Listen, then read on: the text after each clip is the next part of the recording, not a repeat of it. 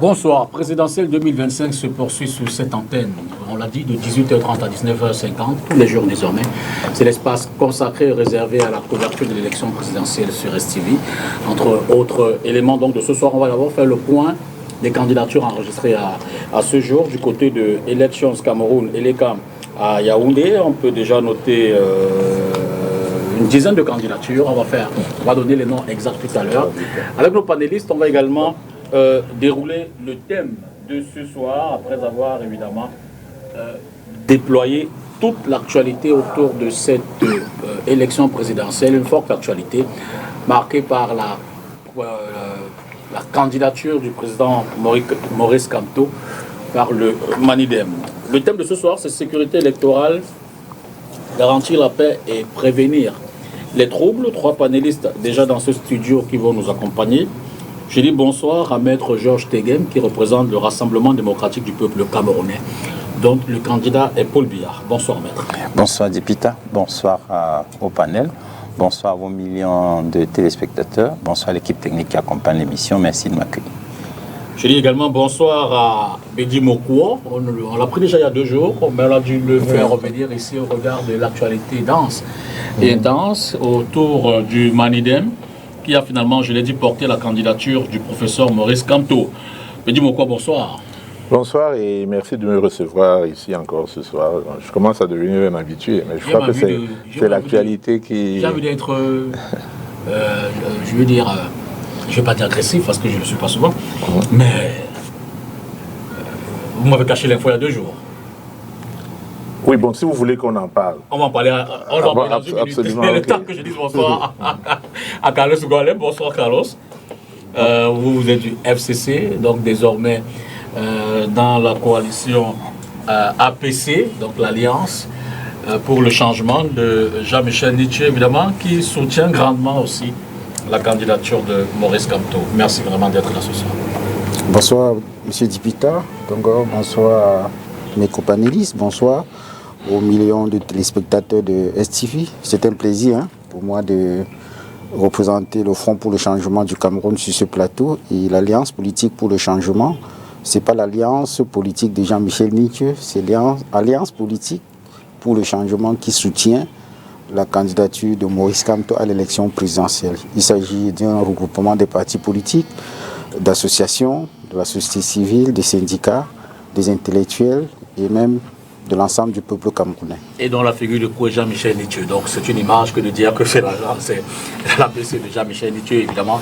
C'est bien néanmoins d'avoir fait ces précisions-là. Mais vous le savez également, vous pourrez contribuer ou participer tout à l'heure à travers des messages WhatsApp qu'on lira à la fin de l'émission.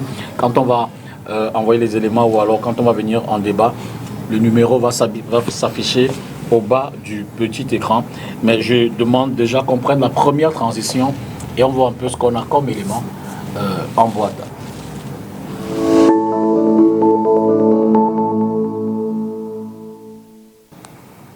Commençons déjà par faire le round-up de l'actualité de ce 16 juillet. Donc tout ce qui s'est passé comme actualité autour de cette convocation du corps électoral et le dépôt des candidatures. C'est avec ce reportage de Léla Rengazeux qui revient sur cette paix-là. C'était hier. Jean, où es-tu? Me voici. Oups, pardon. Ou plutôt, Paul, où es-tu? Me voici. Paul, où es-tu? Me voici. Réveil brutal, on a retrouvé Paul Biya, titre le quotidien Mutation, ce 16 juillet 2025. Sur sa page Facebook, en effet, le chef de l'État a annoncé ce 15 juillet, photo à l'appui, avoir reçu le nonce apostolique, Monseigneur José Avelino Betancourt. Sur les photos, on peut voir un Paul Biya, costume, chemise et cravate tout en bleu, avec des cheveux noirs de jet. Si les clichés ne suffisent pas à convaincre à l'ère de l'intelligence artificielle, le nonce apostolique s'est exprimé. Seigneur, nous sommes à la veille d'une élection présidentielle au Cameroun. Est-ce que ce sujet a été évoqué avec le président Biya? Non, moi je suis pas une citoyenne camerounaise, ça c'est une chose pour le Camerounais. Et sur le plan personnel, comment il vous a apparu le président Biya? Comment vous l'avez trouvé? notre président d'hier est très bien et il m'a très bien reçu et je suis très très reconnaissant. Et c'est la polémique du jour. Échéance électorale, les hirondelles politiques de retour, titre la nouvelle expression ce jour. Pour illustrer sa une, le quotidien met une photo de 3 hommes politiques.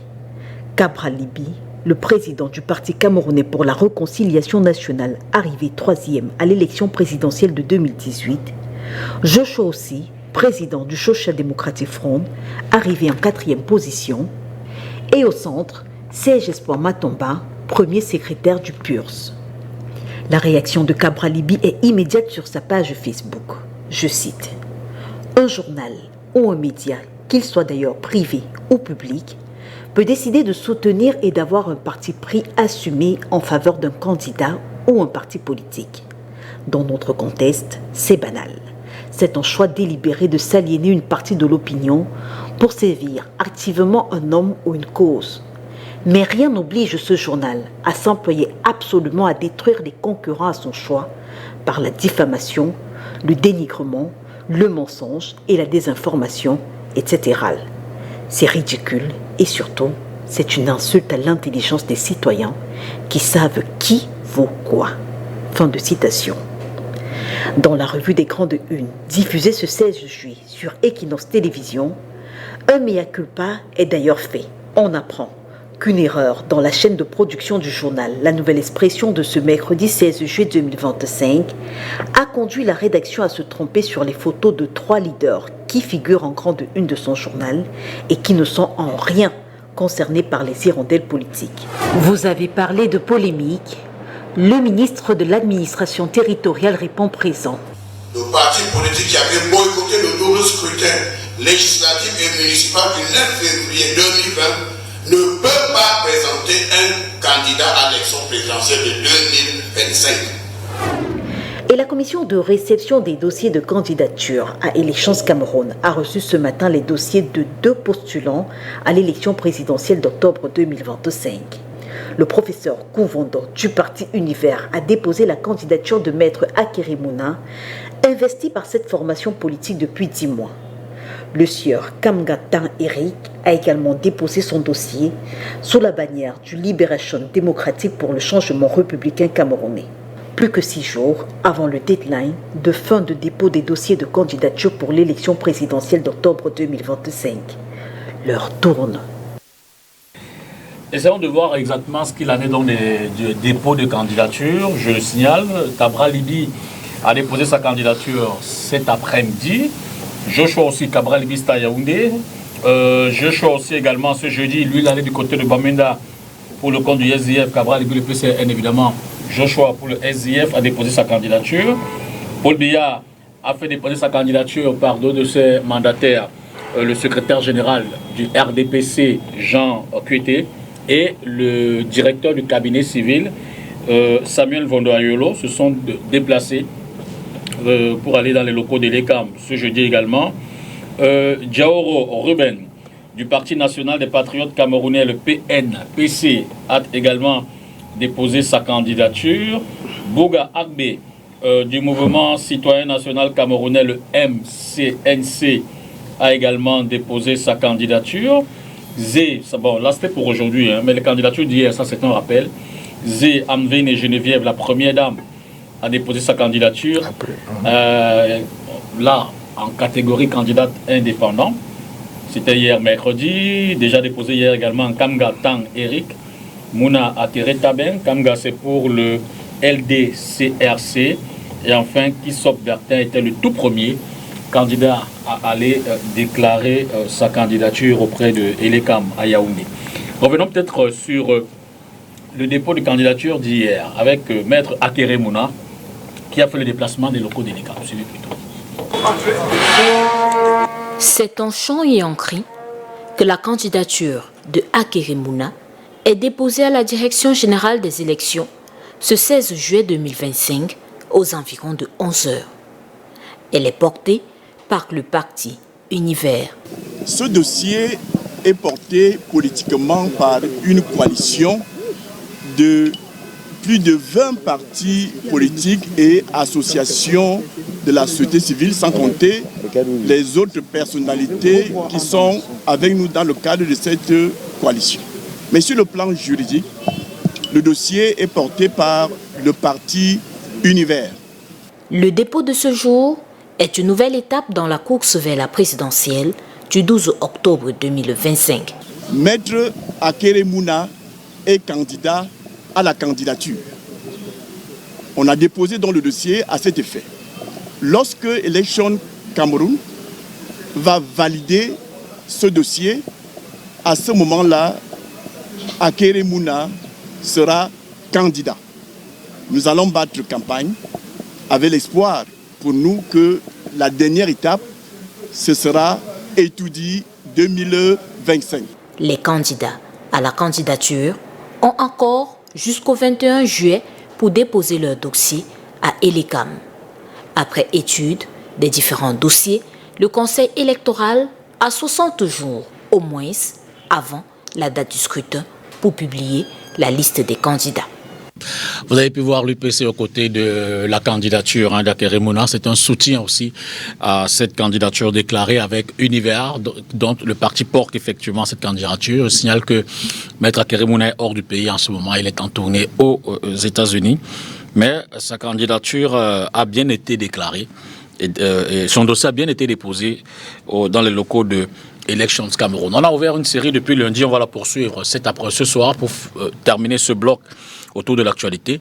On retourne avec le délégué régional Elections Cameroun du littoral, Serge Boudon Otia, qui depuis nous initie évidemment dans ce que prévoit le code électoral en matière de candidature. Suivez plutôt. La participation du mouvement pour la renaissance du Cameroun à l'élection présidentielle du 12 octobre 2025 est impossible au vu de la loi selon le ministre de l'administration territoriale.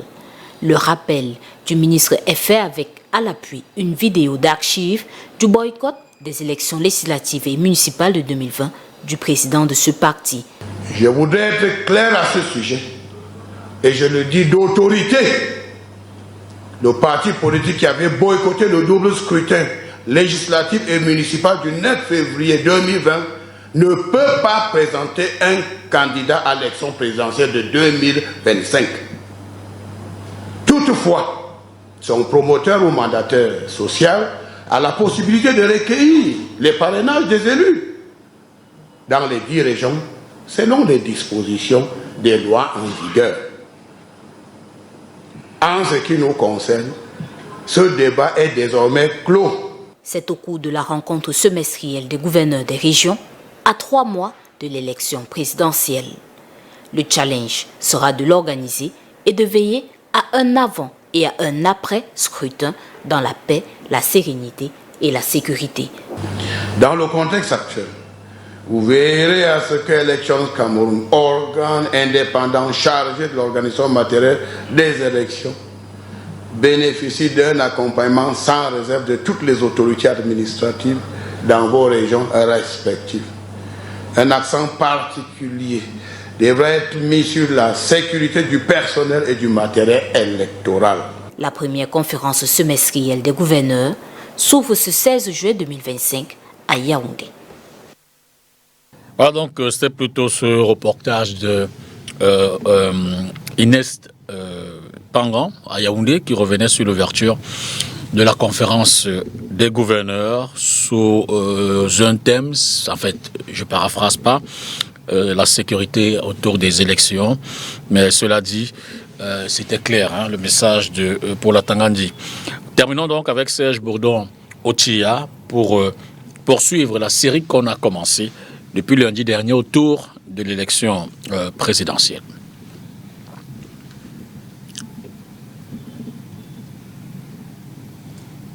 Bon, on y reviendra certainement demain pour la suite.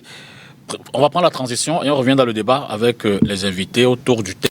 Et d'abord, on pense sur l'actualité.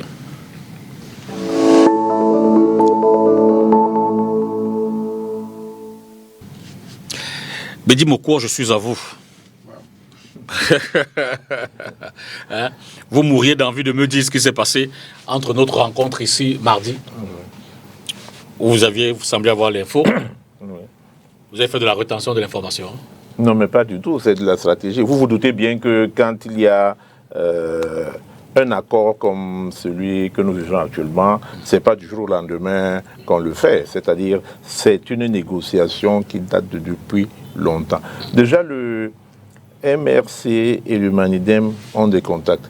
Ils ne sont pas des partis idéologiquement proches, mais bon, pour des accords tactiques, il arrive qu'à la veille des scrutins, le Manidem et le NDPC et le MRC aient des accords. Et nous louons toujours la bonne disposition d'esprit du professeur Maurice Kamto qui, je me souviens encore à la veille des élections de 2011, je crois, nous avions écrit, le Manidem avait écrit à tous les partis politiques pour leur soumettre des propositions et que le parti qui accepterait ces propositions aura le soutien du Manidem. D'accord. Un seul candidat est venu vers nous. Un seul candidat, il s'agissait de Maurice Kamto. Il est venu au siège du Manidem, il a accepté de discuter avec nous. Ça nous louons cet état d'esprit d'ouverture et de collaboration. Donc, ici aussi, c'est des accords pour être donc un peu concis, parce qu'il s'agit des élections d'octobre. Depuis quelques mois, le Manidem travaille avec le MRC. Mais comme le Manidem est engagé à travers son président à la dynamique du groupe de Douala, le Manidem ne pouvait pas aussitôt présenter un candidat parce que quand Anissé Kane adhère au groupe de Douala, il dit que lui, il n'est pas candidat. Sa mission ici, avec ses pairs du groupe de Douala, est de trouver un candidat consensuel qui est à même de porter les aspirations du peuple pour venir à bout du régime RDPC. C'est ça la mission du groupe de Douala. Et le Manidem ne pouvait donc pas, a priori, avoir un candidat. Ce serait fausser l'esprit de la dynamique du groupe de Douala. Donc malgré que nous soyons en négociation, il a fallu que nous attendions que le moment soit venu. Mais maintenant, nous avons été pris par le temps parce qu'il y a un délai assez court pour déposer les candidats. Et le Manidem investit Maurice Kamto parce qu'il voudrait que tous les leaders, tous les candidats qui sont inscrits dans la dynamique du groupe de Douala aient les mêmes chances. Maurice Kamto est inscrit dans la dynamique du groupe de Douala de rechercher un candidat consensuel. Donc l'investiture de Maurice Kamto par le Manidem ne veut pas dire que Maurice Kamto est le candidat du groupe de Douala. Le groupe de Douala continue sa mission de concertation, de négociation. C'est pas compliqué ça? Non, pas du tout. C'est-à-dire que... Pas du tout. La dynamique du groupe de Douala est de rechercher un candidat consensuel. Vous avez donné Mais le Manidem peut présenter un candidat qui, depuis toujours, est rentré dans la dynamique du groupe de Douala. Donc, il est possible que le groupe de Douala, son candidat ne soit pas Maurice Kamto, mais le Manidem a investi le... Un coup, Anissé Kane ne parle pas au nom du Manidem. Un coup, le Manidem peut présenter un candidat. Oui, alors que son président est engagé dans la dynamique du groupe de Douala. D'accord. Je crois que ce n'est pas très compliqué. Mais vous avez quand même été pris de court par l'annonce d'hier. Oui, parce que ce n'était pas dans le schéma prévu par le Manidem pour faire cette annonce. C'est quoi le schéma? Mais nous dénonçons le fait que comme nous sommes à l'ère du buzz, tout le monde veut faire une buzz, quand Maurice Kamto va légaliser sa signature au commissariat, c'est au niveau du commissariat du 6e arrondissement à Yaoundé qu'on filme le document et qu'on le met dans les réseaux sociaux. Voilà pourquoi ça nous prend de coup. Et ça répond peut-être à votre question, pourquoi j'ai été sur ce plateau il y a 2 jours et je ne vous ai pas donné l'information. Mais vous avez aussi à la fin de l'émission de mardi annoncé que Maurice Kamto déposerait sa candidature le vendredi. Ce qui est réel. Mais moi, j'ai été surpris que vous ayez déjà eu cette information parce que ce n'était pas dans notre démarche d'information que nous devions donner. Bon, mais comme les informations circulent et qu'il y a beaucoup de fuites, on fait avec. Sur cette info, en ce moment-là, c'était peut-être réel, mais on sera un peu plus tempéré parce qu'aux dernières nouvelles, il y a encore des hésitations. Je vous surprends à nouveau. Bien sûr. De la part aux dernières nouvelles, il y aurait en fait, l'information n'était pas totalement... Des hésitations. Il y a encore des hésitations sur cette... De qui, je ne sais pas. Bon, mais vous allez nous dire peut-être tout à l'heure. Peut-être non, parce que bon, on poursuit évidemment encore l'investigation. Oui, mais c'était pas... Vous savez, depuis que cette intention est là, nous recevons beaucoup de coups. Maintenant, on cherche les pour. Vous adaptez en fonction de l'évolution. On commence à nous trouver beaucoup de tard, beaucoup de limites, beaucoup de manquements pour qu'on présente un candidat. Mais c'est de bonne guerre. Nous savons ce que c'est. Je rappelle que tout à l'heure, on aura donc le numéro qui va s'afficher au bas du petit écran, qui vous permettra d'envoyer vos SMS et faire merci Adonis. 673 657 555 673 657 555. C'est par là que vous pourrez envoyer votre contribution. Alors, Maître Georges Teghem, vous avez été pris de court. Par quoi? Par le procédé par lequel... Bon, on remet en contexte. Je crois qu'on va dire des choses qui sont connues. Il y a eu tout un débat sur le mandat impératif qui disait que le MRC ne peut pas. Le professeur Maurice Kamto dit que le MRC peut présenter un candidat. Le ministre Paul Atanga Diop, on l'a encore vu tout à l'heure, le dit avec fermeté et détermination. Si ce n'est pas le MRC, Maurice Kamto ne pourra pas être le candidat. Bref, et puis, on sort du chapeau la carte Manidem. Donc, ma question, avez-vous été pris de court? Le RDPC n'est pas concerné par les questions de candidature d'un citoyen qui remplit les conditions. Simplement, nous avons noté que vous avez vu le leader du Manidem sur ce plateau ne même pas pouvoir expliquer. Nous demandons donc. Il vous a dit que c'est très compliqué. Vous dites des choses. Non, il n'a pas voulu comprendre. Vous parlez d'un groupe de Douala qui cherche encore son candidat et vous faites partie du groupe de Douala. Vous avez déjà donné votre place à quelqu'un. Enfin, moi je ne sais pas. Peut-être que ce n'est pas compliqué pour vous, mais... Je crois que le président du Manidem qui est dans le groupe de Douala a passé son temps à expliquer sur les plateaux de télévision qu'il ne représentait pas le Manidem dans le groupe de Douala. Il faisait partie du groupe de Douala, mais il était président d'un parti qui pouvait aussi avoir son candidat. Enfin, vous savez... c'est toujours compliqué. Oui, nous comprenons que ce soit compliqué. On est en politique, c'est souvent très compliqué. Ce n'est pas toujours comme les gens peuvent penser. Mais, député, pour répondre à votre question, je vais vous dire une chose au RDPC. Nous nous occupons de notre candidat, qui est en même temps président de la République. Nous travaillons pour que sa candidature soit admise. D'ailleurs, nous avons déposé le dossier ce jour, c'est-à-dire M. le secrétaire général du comité central et le ministre du cabinet civil ont conjointement déposé le dossier dont il est investi par le RDPC. Nous soutenons sa candidature. Maintenant, ce qu'ils font là-bas... Vous dites que le ministre Atangandji a dit, vous dites que mandat impératif, vous dites à la MRC. C'est le président de ce même parti politique qui avait dit qu'il était conscient qu'en allant pour les élections de 2020, il sait qu'il n'irait pas aux élections de 2025. C'est lui-même qui l'a annoncé. Professeur agrégé de droit public et de sciences politiques, qui connaît bien les techniques de mandat impératif, qui connaît bien, qui est un brillant sujet, qui sait très bien au moment où il se prononce en 2020 qu'en 2025, il aurait cet obstacle. Bien maintenant, s'il a fini par faire application du droit tel que lui l'enseigne tous les jours, s'il a fini par faire application du droit tel qu'il sait, mieux que moi, qu'il faut passer par un parti politique et qu'il est allé vers un autre parti politique, c'est une position qui, pour nous, est une position qui me paraît acceptable. C'est son droit de choisir un parti politique pour être candidat. Nous n'avons pas au RDPC... C'est légal, je te fais. Non, mais écoutez... Le conseil, écoutez, je vais vous dire, vous me demandez si c'est légal. Moi, a priori, oui. Mais je ne suis pas le conseil constitutionnel, ni le conseil électoral. Sachez que je n'ai pas le dossier. Non, excusez-moi, je n'ai pas le dossier. Parce que même le candidat du RDPC que je représente, il a déposé un dossier que je n'ai pas lu. Les gens ont lu les dossiers. Vous avez entendu le professeur Koungondop, université également, professeur, il a dit, le candidat à la candidature.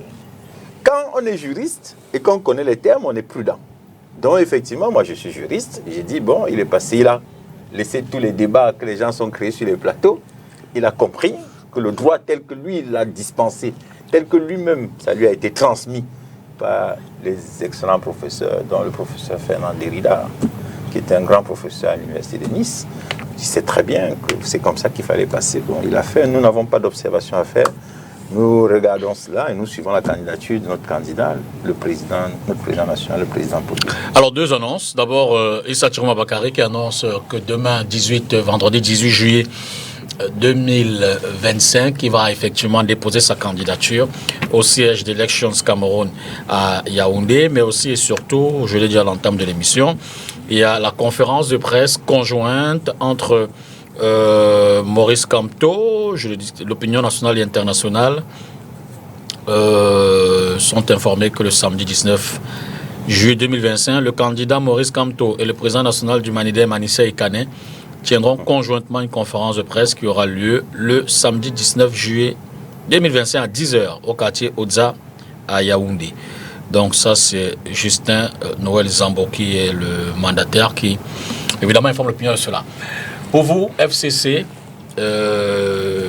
APC, c'est un soulagement, tout au moins d'avoir trouvé ce chemin-là pour déposer la candidature du professeur Maurice Kamto.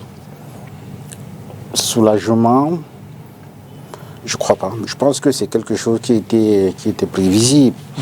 Depuis 2 mois, nous avons indiqué que Maurice Kamto sera candidat, que ce soit par le MRC, que ce soit par le parrainage des 300 candidatures, à raison des 30 candidatures par région, à raison des 30 signatures par région, que ce soit par l'investiture d'un parti politique membre de l'APC.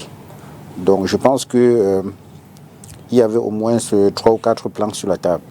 Et je pense que parmi ces plans-là, on a pris celui qui était le plus souhaité par nos militants et nos concitoyens. Vous savez, pendant des mois, il y a eu un débat sur le mandat impératif qui a permis aux Camerounais de s'édifier sur la chose juridique. Mais vous savez, l'élection présidentielle, en dehors d'être un acte juridique, est avant tout un acte politique. Et sur un terrain politique, il y a certes le texte, mais il y a le contexte. Nous sommes dans un contexte politique marqué par l'absence d'état de droit, l'absence de démocratie et le fait que le Conseil constitutionnel, tel qu'il se présente, tel qu'il est constitué, ne nous apparaissait pas assez neutre pour examiner un certain nombre de sujets complexes. D'ailleurs, vous avez écouté comme moi les déclarations pompeuses du ministre de l'administration territoriale. Et je pense que c'est la énième déclaration qu'il a faite sur le sujet de la candidature de Maurice Kamto. Vous comprenez donc avec moi que sa candidature posait problème au niveau du régime. Donc il fallait prendre le moins de risques possible, c'est-à-dire s'inscrire dans une procédure que la plupart des candidats ont choisi, à savoir l'investiture par un parti politique.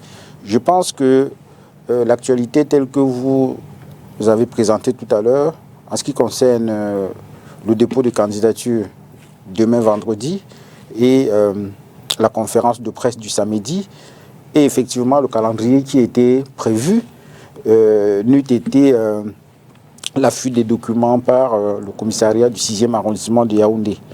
Je pense que pour des responsables politiques d'un certain niveau, on était parfaitement au courant que Maurice Kamto serait candidat. Mais la question, c'est quel plan l'APC, le candidat et même ses alliés, tels que le Manidem, allaient choisir. Je pense que ce qu'il faut saluer dans l'aboutissement de cette discussion, c'est la grandeur politique d'un Anissé Ikané qui, en réalité, entre dans l'histoire pour la 2e fois. Je ne sais pas s'il est possible d'entrer dans l'histoire pour la 2e fois, mais il faut savoir déjà qu'en 1992, Anissé était au centre de l'Alliance pour la reconstitution nationale à travers la conférence nationale souveraine qui avait investi le candidat Nidjon Pfundi pour l'élection présidentielle de 92, qui par la suite a été le candidat de l'Union pour le changement, qui a été soutenu par toutes les associations, les partis politiques, bref, la majorité du peuple camerounais. D'ailleurs, l'histoire nous enseigne que M. Pfundi avait gagné cette élection avant que sa victoire ne soit volée. Nous sommes en 2025. Je pense que Anissé Ikané vient à nouveau d'être au centre de quelque chose qui pourrait permettre à notre pays de connaître un troisième président depuis Amadou Ahidjo et Paul Biya. Donc je crois qu'il faut rendre un hommage appuyé à ce grand homme qui est Anissé Kane. On va donc prendre la transition, sortie de cette phase commentaire de l'actualité, pour véritablement rentrer dans le thème de ce soir, sécurité électorale, garantir la paix et prévenir les troubles.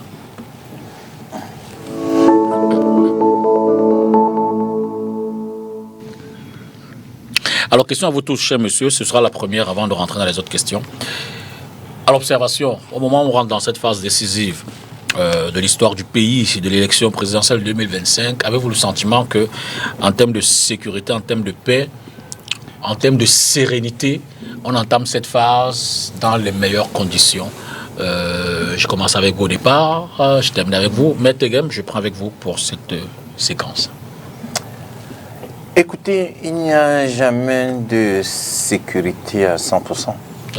On est dans un monde incertain, mais un certain nombre de dispositions ont été prises, notamment à travers une campagne d'éducation et de formation des masses, de sensibilisation. Je voudrais ici rendre un hommage appuyé à STV pour le travail qui a été accompli, notamment dans la formation sur la sérénité, le calme avant, pendant et après le scrutin. Nous pensons que vous avez participé, le top management de STV a participé à cette œuvre salutaire que M. le Président de la République a invoquée à l'occasion de son discours du 31 décembre 2024. Déjà, sur le plan de la sensibilisation, un travail a été fait. Maintenant, sur le plan de la sécurité, un certain nombre de mesures ont été prises, notamment la sécurisation des inscriptions sur les listes électorales. Les autorités en charge des questions de sécurité également sont restées mobilisées. Un certain nombre de mesures ont été prises à travers les identifications qui sont faites au niveau des entreprises de téléphonie mobile. Il y a également les pièces d'identité. On a pris un certain nombre de mesures pour pouvoir repérer les Camerounais. Et de manière récente, il y a le décret pris il y a 2 jours. Vous avez vu qu'on a renouvelé au niveau du commandement territorial pour mettre des personnes qui ont une certaine force et une énergie pour mobiliser les troupes afin que le scrutin se déroule dans les conditions de sécurité, conditions maximum de sécurité. Donc nous souhaitons que le débat sur les mandats impératifs et tout y quanti étant désormais clos, que également tout le monde se mette pour qu'on travaille ensemble, pour que le pays reste debout, pour que la République soit debout, pour que les Camerounais s'expriment dans les conditions optimales. Nous avons demandé aux Camerounais de s'inscrire sur les listes électorales avec la participation de tous les acteurs. Nous sommes heureux qu'enfin certains acteurs aient décidé de nous rejoindre, nous, RDPC, qui avions commencé ce travail salutaire déjà il y a longtemps, pour que les Camerounais s'inscrivent massivement sur les listes électorales. Bon, également, vous avez vu que la démocratie chez nous s'exprime de façon tout à fait libre, puisque certains dirigeants qui même étaient au gouvernement avec la RDPC ont décidé de s'en aller pour aller créer leur parti politique, ou alors pas créer leur parti politique, pour présenter leur candidature. Vous en avez lu une tout à l'heure. Donc pour nous, nous pensons que les mesures optimales, d'abord sur la sensibilisation et la formation, parce que tout commence d'abord par la sensibilisation et la formation. Les mesures sécuritaires doivent venir après pour accompagner. Les mesures prises par les médias, les acteurs de la société civile, les politiques, les associations, tout cela doivent également accompagner pour que les élections se déroulent dans les conditions de sécurité. Nous pensons donc que les Camerounais sont suffisamment matures, ils sont éduqués. La preuve, c'est qu'il y avait des rangs dans les bureaux de vote, parce que les gens commencent à comprendre que ce n'est pas le vote que l'on exprime son choix politique à un moment donné. Et le RDPC est mobilisé, comme toujours, pour défendre la candidature ou défendre le projet de son candidat. Et le moment venu, nous souhaitons que les Camerounais participent de manière sereine au bon déroulement de ce scrutin. Carlos Ngoualem, est-ce qu'il n'y a pas des éléments, des facteurs, que ce soit dans le discours, dans les actes, dans les décisions, que c'est peut-être aussi des autorités, mais aussi dans les initiatives prises par les acteurs politiques, qu'ils soient du pouvoir, de l'opposition, de la société civile? Est-ce qu'il n'y a pas des éléments qui tendent à rendre fébrile ce sentiment de préservation de paix? Est-ce qu'il n'y a pas des éléments qui menacent effectivement que, à l'occasion de cette phase électorale, qu'il y ait des dérives? Je pense qu'il faut regarder le problème de sécurité en période électorale à deux niveaux. C'est-à-dire il y a la situation de sécurité de manière générale dans le pays, et puis il y a des troubles qui peuvent être causés par la fraude électorale, par exemple aussi. Au niveau de la situation sécuritaire globale dans le pays, il faut déjà savoir que l'élection présidentielle de 2025 va se tenir dans un contexte où la crise dans le Nozo n'est pas complètement finie. Je pense que on continue d'assister à des enlèvements et au meurtre de nos citoyens dans les deux régions. Donc, de ce côté, il faut savoir qu'il y a des inquiétudes par rapport à cette élection. Est-ce que les élections vont se dérouler dans les régions du Nozo de manière normale, comme à Douala et à Yaoundé? Je ne pense pas. Il faut également savoir que dans les régions septentrionales du pays, il n'y a pas encore totalement d'apaisement par rapport à Boko Haram. C'est-à-dire, ces derniers temps, on a assisté à des enlèvements des citoyens et des actes de terrorisme sur le terrain par Boko Haram. Ça veut dire qu'au niveau du septentrion, on ne peut pas dire qu'il y a une situation de sécurité à 100% qui garantisse une certaine sécurité, une certaine sérénité dans ces élections présidentielles. Je pense que la situation est un peu plus calme à l'Est. Depuis quelque temps, je n'ai pas beaucoup entendu les incursions des rebelles centrafricains dans la région de l'Est. On peut donc dire que cette élection se tient dans un contexte où il y a 5 régions sur 10 qui sont des facteurs de risque en matière électorale à cause de l'insécurité qui est entretenue soit par la rébellion, soit par des insurgés. Donc c'est une situation qu'il faut regarder attentivement. Maintenant, en ce qui concerne le processus électoral lui-même, il faut savoir que les élections mal organisées peuvent également être source de conflits, peuvent également être source de troubles. Lorsque vous privez les citoyens de leurs droits fondamentaux, qui sont ceux de choisir librement et démocratiquement leurs dirigeants, ils peuvent avoir un droit légitime de se révolter. Ils peuvent avoir un droit légitime de se révolter parce que l'histoire politique du Cameroun, depuis le retour au multipartisme dans notre pays depuis 1990, nous enseigne que les élections, qu'elles soient présidentielles ou locales ou parlementaires, n'ont jamais fait l'objet d'un consensus. C'est-à-dire que l'opposition n'a jamais accepté le résultat d'une élection dans ce pays. Pourquoi? Parce que les règles du jeu ne sont pas consensuelles. Il faut déjà savoir qu'il y a un doute sur le vainqueur de l'élection présidentielle de 1992. Les acteurs qui ont pris part à cette élection de 92 nous disent que c'est M. Frunzi qui l'avait gagné et le Conseil constitutionnel avait déclaré quelqu'un d'autre vainqueur.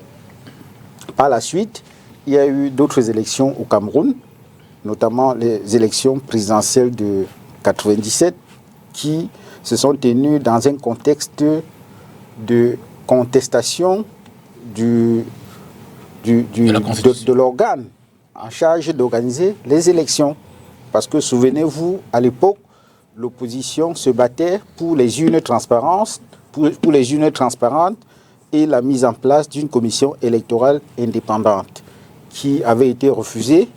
Le régime en place avait plutôt préféré mettre en place un organisme qui s'appelait à l'époque l'ONEL.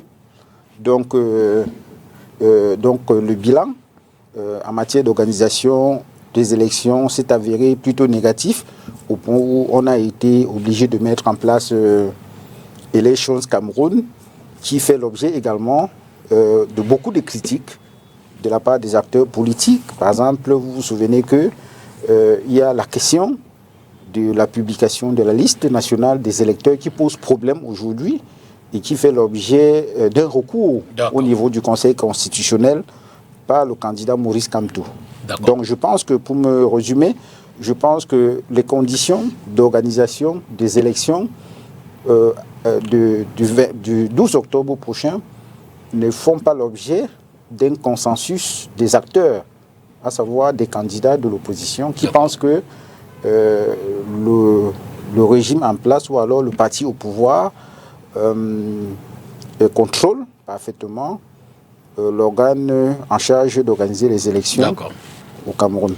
Alors, Bédi Mokwa, vous êtes un peu un acteur plus ancien dans ce schéma d'organisation, alors de participation aux élections depuis les années 92.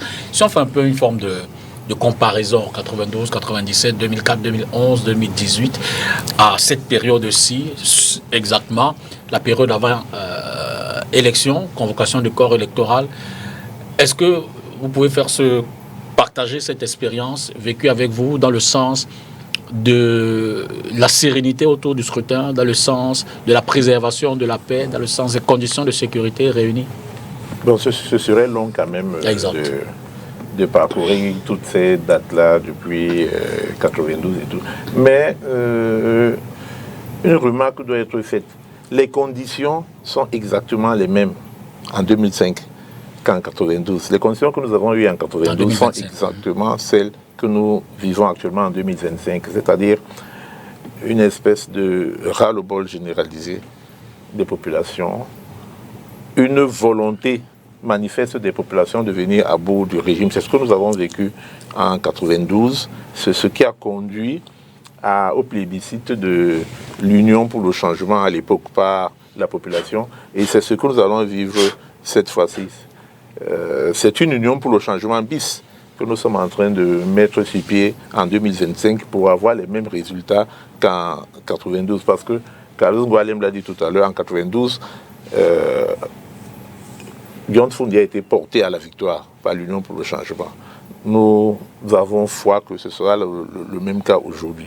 Maintenant, quant aux conditions de sécurité avant et autour des élections, le peuple camerounais a démontré depuis toujours qu'il est un peuple pacifiste, qui est un peuple qui aime la paix. Sinon, on n'en serait pas là malgré toutes les brimades que le peuple reçoit, toutes les frustrations, toutes les intimidations, toutes les mauvaises conditions de vie que le peuple a au quotidien. Il est résilient. Bon, c'est le président de la République lui-même qui a utilisé le mot. Nous sommes résilients. Mais je crois que certains diraient que c'est un peuple amorphe. Mais je crois que c'est un peuple qui est beaucoup plus épris de paix. Épris de paix, mais on se demande jusqu'où ça ira. Quand on voit en face, tous les jours, des actes de provocation, de brimade, comme je le disais tout à l'heure. Pour ce qui concerne ces élections, je ne prends que 2 exemples. Nous venons de vivre une cérémonie où des jeunes se sont retrouvés au palais, je ne sais pas où ils se sont retrouvés, pour remettre au palais de l'unité la caution du président de la République. Leur contribution. Oui. Si on analyse un petit événement comme ça, il est de nature à soulever les populations. Parce que nous avons assisté à quoi? Nous avons assisté à une mise en scène des enfants de l'élite et du RDPC qui se sait grassement... César Ngomo est enfant de l'élite, je ne prends qu'un exemple. La majorité, parce qu'ils ont été identifiés, des enfants de cette élite qui se sert grassement des caisses de l'État et qui est en train de renouveler, de se régénérer à travers les enfants. C'est eux qu'on a réunis. Attention aux généralités. Je veux dire qu'on ne peut pas condamner, on ne peut pas dire que ce sont des enfants de ceux qui se servent. Quand on dit que... Ils ont été condamnés. Bon, y avait-il des enfants de ministres ou bien... Ils ont été condamnés. C'est pour ça que je demandais y avait-il des enfants de ministres... le camarade... Y avait-il aussi des enfants de ministres ou de l'élite RDPC dans cette délégation? C'est pour ça que j'ai demandé à Metegem si son camarade César Ngomo est enfant de l'élite. Quand on dit que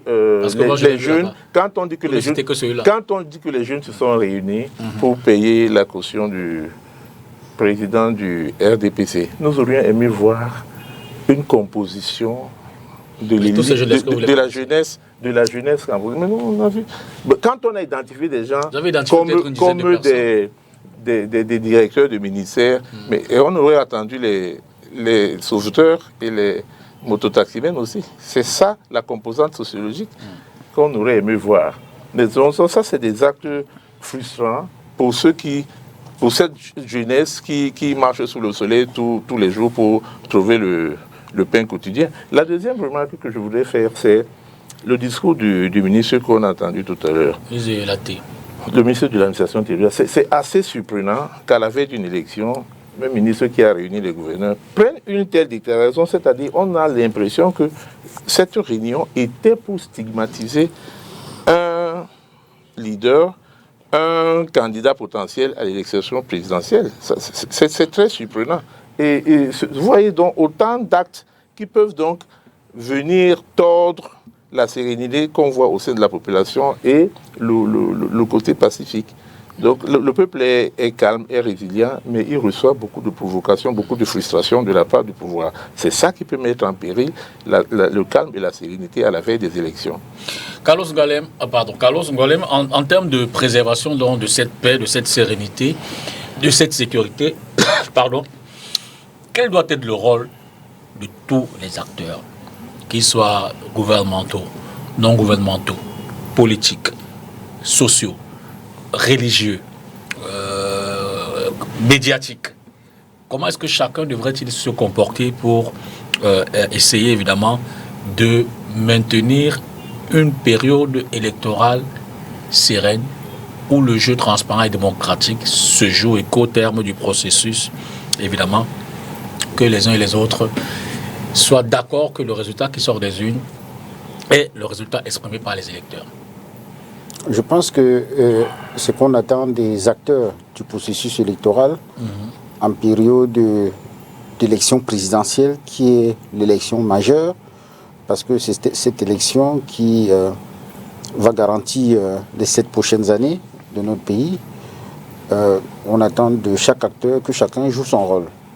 Je pense que ce qui serait idéal pour notre pays, c'est que dans les régions où il y a des crises, comme je l'ai cité tout à l'heure, notamment au nord-ouest et au sud-ouest, que ce moment soit un moment d'accalmie, que les armes cessent, qu'on laisse les populations aller voter librement pour choisir le président de la République. Au niveau des électeurs, de manière générale, que chaque citoyen, détenteur d'une carte d'électeur, aille s'inscrire, aille voter le jour du vote aux partis politiques, que chaque parti politique ou alors que chaque coalition soit représentée dans les plus de 30 000 bureaux de vote que constitue notre pays. Au niveau de l'ECAM, que l'ECAM fasse librement son travail. Parce que avant la mise en place de l'ECAM, il faut savoir que ce que l'opposition souhaitait, c'était une commission électorale indépendante paritaire qui devait permettre que, effectivement, à chaque acteur du processus électoral d'être dans les bureaux de vote et d'être pris en charge dans le budget de fonctionnement de l'ECAM. On a choisi une autre formule faisant en sorte qu'il revient à chaque parti politique, effectivement, de mettre ses représentants dans les bureaux de vote. Au niveau de l'administration territoriale, qui est en fait l'un des problèmes majeurs du processus électoral, je crois qu'il est demandé aux sous-préfets de faire simplement leur travail, à savoir envoyer leurs représentants dans les bureaux de vote tels que le prescrit le code électoral, que ces derniers ne croient pas qu'ils sont au-dessus de la commission locale du vote et du président du bureau de vote. Sauf malheureusement que ce que nous avons constaté avec l'expérience que nous avons du processus électoral, c'est que quand les élections, quand les bureaux de vote s'ouvrent le matin, le parti au pouvoir a d'office 3 personnes dans le bureau de vote, à savoir le représentant du sous-préfet, qui est généralement un membre de la section du RDPC du coin. Vous avez le représentant du parti au pouvoir lui-même, et puis vous avez parfois le représentant de l'ECAM, qui est aussi parfois recruté dans le cadre du parti au pouvoir. Donc ça fait 3 représentants.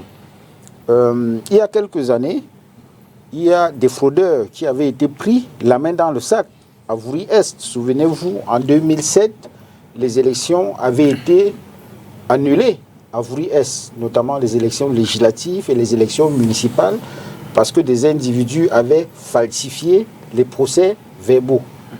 N'eût avait été la tempérance et le calme des responsables d'opposition à Vouri-Est.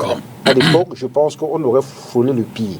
Et ce qui est grave, c'est que ces individus avaient été traînés devant les tribunaux.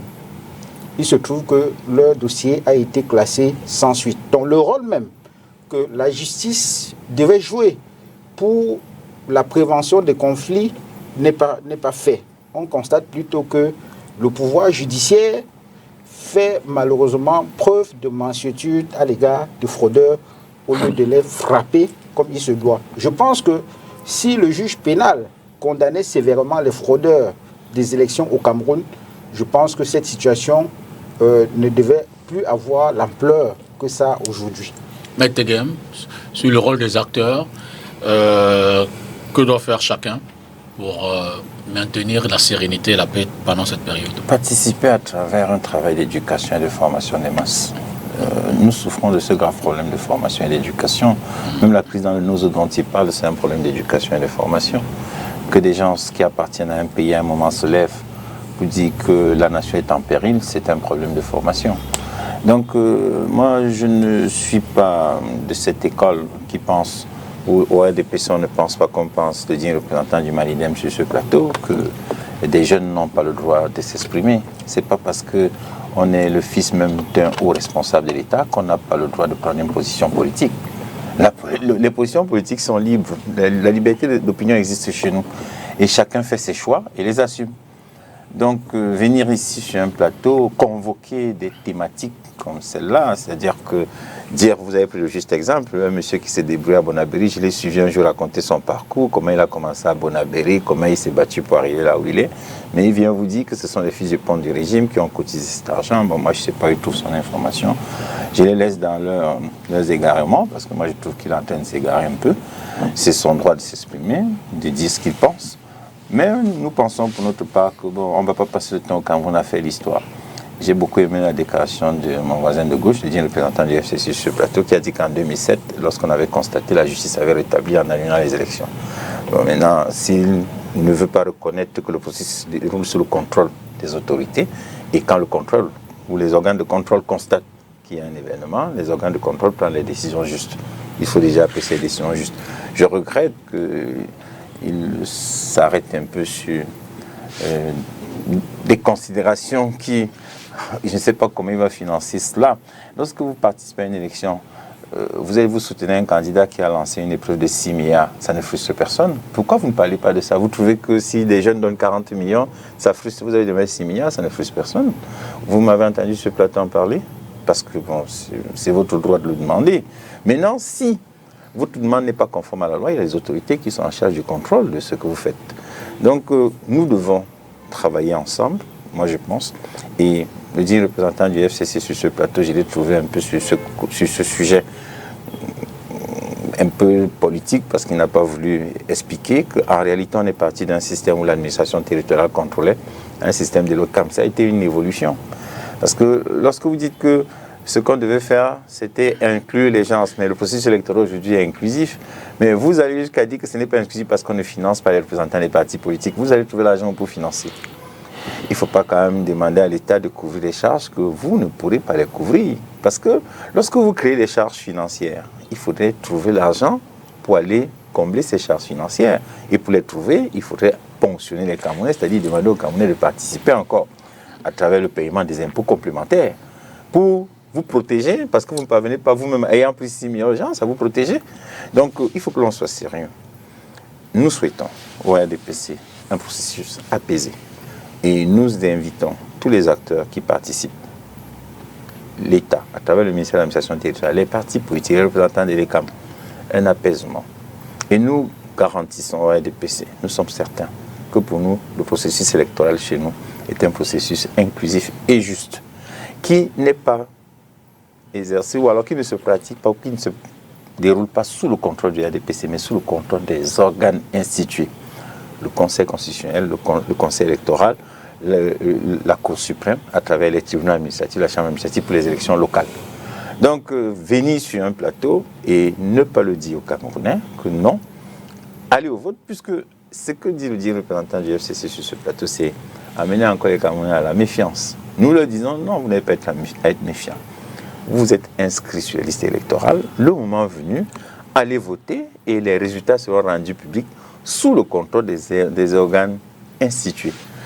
Maintenant, faire de la leçon, revenir, faire de l'histoire, parce que j'ai suivi, on dit en 92, on avait gagné, on n'a aucun élément pour le justifier, on le dit comme ça, sur un plateau, on avait gagné, je ne sais pas comment vous avez les éléments, ce que vous avez pour justifier vos affirmations, parce que si là, on vous demande de le justifier, vous n'avez aucune pièce justificative, sauf des rumeurs, ben moi je pense que lorsqu'on est sur un plateau, vous avez peut-être le droit de vous exprimer, on est en démocratie, je le répète encore, mais sur un plateau, il faut être sérieux, surtout que dans un contexte comme le nôtre, à une période préélectorale comme celle-ci, il faut former les masses.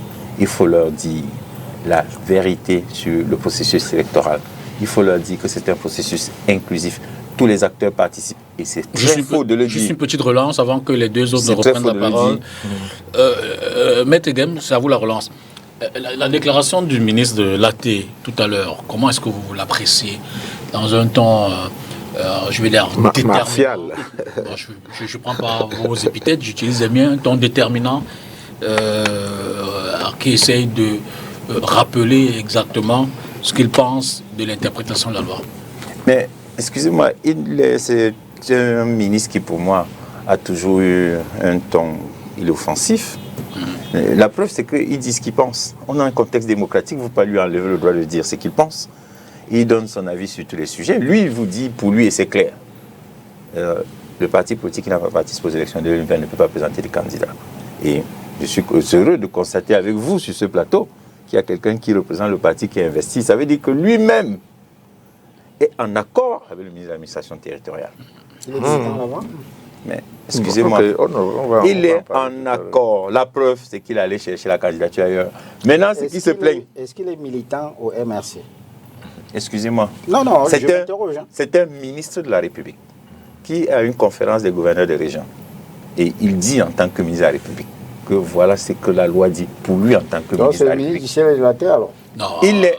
Excusez-moi. Non, moi je comprends. Excusez-moi. Non. Monsieur dit représentant du FCC. Essayons de garder la sérénité du débat. Oui, je ne comprends pas. Vous, excusez-moi. En attendant, ce monsieur est ministre de la République. Et sa qualité de ministre doit être respectée, y compris par vous, parce que vous avez le devoir de former les citoyens au respect des autorités. Vous êtes maire, vous avez été adjoint au maire, vous êtes même en plus grand conseiller à la commune de Douala. En cette qualité, votre devoir, c'est un devoir républicain. Que votre qualité. Non, je ne peux pas vous menacer. Je ne vous apprends rien. C'est votre devoir républicain. Moi, je pense que nous sommes si vous êtes républicain, excusez-moi, si vous êtes républicain, votre devoir républicain, c'est de rappeler que c'est un ministre de la République. Parce que vous êtes grand conseiller, je vous respecte parce que vous êtes grand conseiller. Cette qualité, je ne peux pas sur ce plateau la remettre en cause. Parce que vous avez gagné une élection pour être là.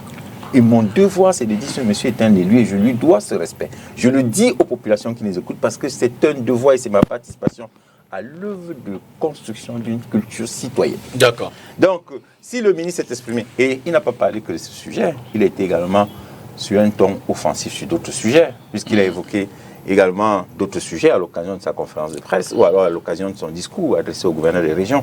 On est dans une période électorale et je vais relever ici que les gouverneurs sont les autorités administratives qui ont un pouvoir sur les préfets, la responsabilité de la sécurité. La sécurité au moment du scrutin. Donc, il doit leur rappeler que nous avons besoin de sécurité et les mesures doivent être prises. Il a même demandé des mesures complémentaires, des mesures supplémentaires. Il est un ministre offensif, il est un ministre qui a destinataire d'un certain nombre de renseignements. Et en cette qualité, je pense qu'il est en droit de donner son avis sur le sujet. Oui, bon, je pense que Maître Tegem l'a martelé plusieurs fois, il est ministre de la République. Je pense que quand on est ministre de la République, on a le devoir d'avoir un certain discours. Un discours apaisant. Il reconnaît que le ministre a un discours offensif. Est-ce bien qu'un ministre ait un discours offensif? C'est sa nature, non? Oui, attends, s'il est... Je pense. Oui, mais quand on a accéder à certaines responsabilités, on est obligé de taire certaines pulsions. Vous avez suivi le président Trump ces jours-ci? Mais est-il un exemple? Justement, est-il un exemple? C'est pour vous dire que un discours offensif. Il n'est pas un exemple du tout, parce que bon, on voit les gaffes qu'il aligne tous les jours. En même temps, le ministre a des éléments et d'instruments pour penser que la situation nécessite. Mais maintenant, pour revenir sur le cas précis de ce que j'appelais stigmatisation d'un candidat potentiel, moi j'ai peur qu'on ne soit en train de préparer déjà quelque chose, parce que ça fait peur. Pourquoi son discours peut-il désigner, pas nommément, mais être orienté vers un candidat? Bon, et il faut maintenant, et j'ai eu l'impression qu'il a dit tout simplement qu'il ne peut pas être candidat. Vous êtes quand même d'accord que depuis environ 6 mois, il y a tout un débat autour de la candidature de Maurice Kamto, portée par le MSC ou pas, les intellectuels, le mandat impératif. À écouter monsieur le ministre, j'ai l'impression qu'il n'a pas prévu une éventualité où ce candidat pourrait être porté par un autre parti. J'ai l'impression qu'il n'a pas pris en compte ce cas de figure. Ce qui me fait dire que je crains. Je crains que, bon, comme cela ne rentrait pas dans son schéma, qu'on ne soit en train de préparer autre chose. Bon, j'espère qu'on en arrivera par là et que la candidature va être acceptée, l'investiture va être acceptée et que Maurice Kamto sera un candidat comme tous les autres. Vous vouliez rebondir aussi? Oui, moi je pense que il saute à l'œil que depuis quelque temps, le ministre de l'administration territoriale a décidé de stigmatiser un certain nombre de candidats à l'élection présidentielle, en l'occurrence le candidat Maurice Kamto et Cabral Liby, à un moment donné, a également été traité par tous les noms d'oiseaux par ce même ministre. Je crois que lorsqu'on est un ministre de la République, on doit faire l'effort de distinguer son opinion personnelle, qui est une opinion des militants du RDPC, et la posture d'homme d'État que requiert la fonction ministérielle. Je ne pense pas que le ministre de l'administration territoriale fait preuve même de neutralité dans la manière avec laquelle il doit aborder un certain nombre de sujets. Ce sont tous ces actes-là qui nous apparaissent inquiétants et font que nous appelons la population à la vigilance. Contrairement à ce qui a été dit par le représentant du RDPC sur ce plateau, nous ne sommes pas dans une logique de décourager les électeurs de participer au processus électoral, mais nous appelons à la vigilance, parce que nous allons face à un adversaire qui est préparé pour s'accrocher au pouvoir. Et donc, la détermination doit être doublée, triplée, quadruplée même, pour qu'on arrive au résultat escompté. Parce que si on était effectivement dans un système où les élections sont libres et transparentes, on aurait même laissé le ministère de l'administration territoriale organiser les élections. Mais si on a refusé ça, c'est parce qu'on s'est rendu compte qu'effectivement, le ministère de l'administration territoriale était complètement inféodé au parti au pouvoir et ne pouvait pas organiser une élection neutre.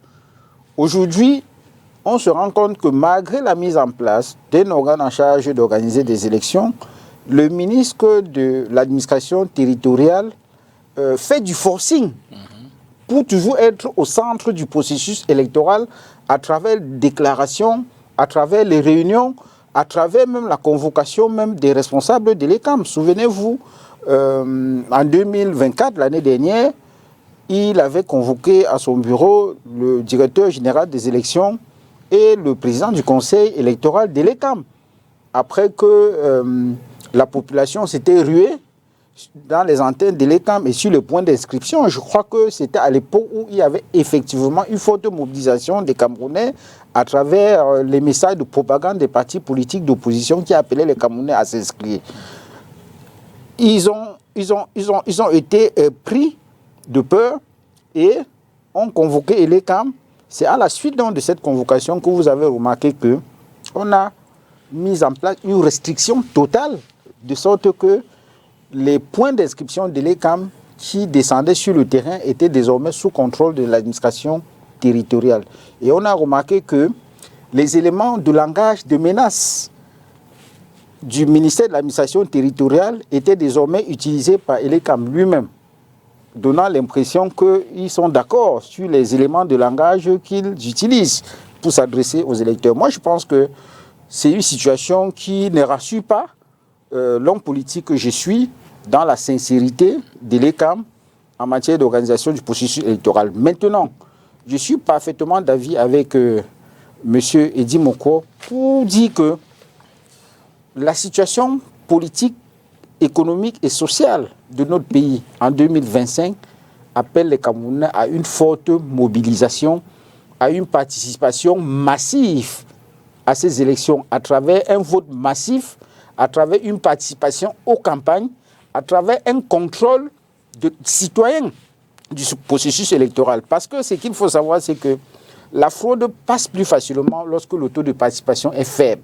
Mais lorsque vous sortez massivement, que vous votez massivement, même les fraudeurs, ils sont pris de peur et ils s'enfuient. Donc le 12 octobre prochain, pour éviter de se retrouver dans une situation inconfortable avec un organe en charge des élections qui n'est pas crédible, avec un pouvoir qui ne veut pas quitter le pouvoir, avec des pareils ministres qui ne veulent pas être neutres, qui travaillent pour un parti et sont prêts même à porter les urnes pour s'enfuir. Moi, je pense que nous devons... J'exagère un peu, voilà, je retire le propos, mais vous savez, j'ai vécu des situations dans ce pays où, à l'époque, souvenez-vous, il y avait les bureaux de vote dans les chefferies traditionnelles. Oui, je raconte une histoire qui me permet de vous faire comprendre pourquoi je dis ce que j'ai dit, même si je suis allé un peu plus loin. Il faut savoir qu'à l'époque, donc, très rapidement, il y avait les bureaux de vote dans les chefferies traditionnelles. Et lorsqu'on votait jusqu'à une certaine heure, c'est un chef qui était à la solde du pouvoir, portait l'une et entrait à la forêt sacrée. Et comme la forêt sacrée est un endroit que celui qui peut, personne ne peut entrer, on bourrait l'une et puis on revenait pour... Et vous disiez que celui qui peut vient me rejoindre aussi. Oui, vous ne pouvez pas entrer. Quand on revenait donc avec l'une déjà bourrée, on proclamait les résultats qui donnaient le pouvoir en place vainqueur. Donc, ce sont des situations que lorsque vous avez vécu et vous constatez que les acteurs de ces actes-là sont toujours aux affaires, vous avez parfaitement raison d'être inquiet. Mais la loi leur a enlevé la possibilité d'être en contact avec les urnes. Ils sont toujours dans les bureaux de vote. Je souhaiterais quand même dire un mot, parce qu'il faut quand même placer les choses dans leur contexte. Et l'ECAM n'est pas au-dessus de l'État. Et l'ECAM n'est pas au-dessus de l'État. Mais l'ECAM est neutre et indépendant. Ce n'est pas parce que l'ECAM est neutre et indépendant qu'une autorité judiciaire convoque l'ECAM et l'ECAM ne vient pas. Non. Et l'ECAM ne reçoit d'ordre d'aucune autorité, ni publique, ni privée. Ce n'est donc pas parce c'est la loi qui met en place l'ECAM. Ce n'est pas parce qu'ils ne reçoivent pas d'ordre qu'une autorité judiciaire convoque l'ECAM et l'ECAM. Non, je n'ai pas dit judiciaire. Je vais continuer. Vous m'avez atteint maintenant. Je vous ai laissé parler. Avocat. Quand vous venez dire des choses comme ça aux citoyens, je vous ai laissé parler. Parce que vous êtes avocat, c'est aberrant. Je vous ai laissé parler. Oui, maître. Je vous ai laissé parler avec beaucoup de respect. Je sais que ce que je dis est aberrant. Mais souffrez aussi très aberrant. De me laisser parler. Non, il a le droit évitons les épithètes. Non, je suis toujours mal à l'aise. Oui, malgré votre amitié en off, évitons les épithètes pour l'ensemble du public. Je vais vous dire une chose, monsieur. l'ECAM n'est pas au-dessus des autorités judiciaires et des autorités publiques. Lorsqu'un ministre de la République a besoin de s'exprimer sur un sujet avec un responsable de l'ECAM, il a le droit de lui dire de passer à son ministère. Parce que, c'est un ministre en charge des questions de sécurité. Vous avez énoncé qu'à l'occasion du processus d'inscription sur la liste électorale, les responsables de l'ECAM avaient eu des problèmes sur le terrain. Ils n'ont eu aucun problème. C'est vous qui avez annoncé. Non, ils n'ont eu aucun problème. Vous avez dit, c'est vous. Hein? Les points d'inscription étaient envahis par la population et puis le pouvoir a pris peur. Il faut Excusez-moi. Vous-même, vous dites qu'il était envahi. Le mot envahi est un mot dangereux. Non. Monsieur. Envahi. Monsieur, si vous descendez ici, là, les gens ont envahi cet immeuble, c'est un problème. Non, ils ont envahi pourquoi? Il est en train de m'interrompre, Dipita. Ils ne sont pas venus pour incendier l'immeuble. Non, monsieur Dipita, il ne faut pas qu'on détourne mes propos dans votre question. Ça peut être générateur d'insécurité. Et il appartient, le ministre de l'administration territoriale, qui est l'agent de l'État dans le processus. Parce que le processus électoral Cameroun est un processus inclusif. Et le représentant de l'État, c'est le ministère de l'administration territoriale. Dans le processus électoral au Cameroun, en tant que ministre de l'administration territoriale, lorsqu'il apprend par son représentant dans chaque bureau de vote, que dans notre bureau de vote aujourd'hui, il y a eu des citoyens qui sont venus, il y a eu un risque d'insécurité. Il doit être responsable de l'État passer pour qu'on en parle. Parce que la discussion qu'il va avoir avec eux, il peut prendre une mesure de caractère général qu'il envoie aux responsables de son département ministériel pour leur dire désormais, voilà comment vous devez travailler pour qu'il y ait une sécurité, pour qu'il n'y ait pas de risque d'envahissement dans les bureaux de vote. Donc, Elecam ne reçoit pas d'instructions, mais Elecam travaille en collaboration, y compris avec les partis politiques, le ministère de l'administration territoriale, les autorités judiciaires, le Conseil constitutionnel. C'est un devoir républicain de l'ECAM. Comme je vous disais, que votre devoir républicain, c'est de respecter les autorités. D'accord. Si nous ne respectons pas les autorités, on va vers un système anarchique. Est-ce que les autorités aussi doivent se respecter et nous respecter? On va prendre une petite transition pour parcourir les quelques messages qu'on a reçus par WhatsApp.